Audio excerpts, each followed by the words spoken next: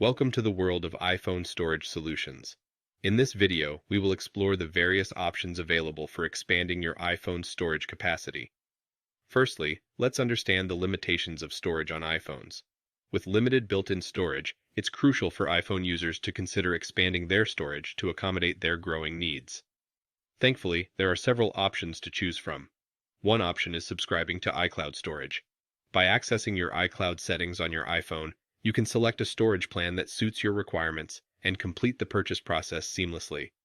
Another option is using external storage devices compatible with iPhones. We'll guide you on how to connect and set up these devices, allowing you to easily transfer and manage files between your iPhone and the external storage. Additionally, we'll share some valuable tips on optimizing your iPhone storage settings. From identifying and managing large file sizes to utilizing cloud storage for offloading files, we'll show you how to clear cache and unnecessary data, ensuring maximum efficiency. In conclusion, expanding your iPhone storage has never been easier.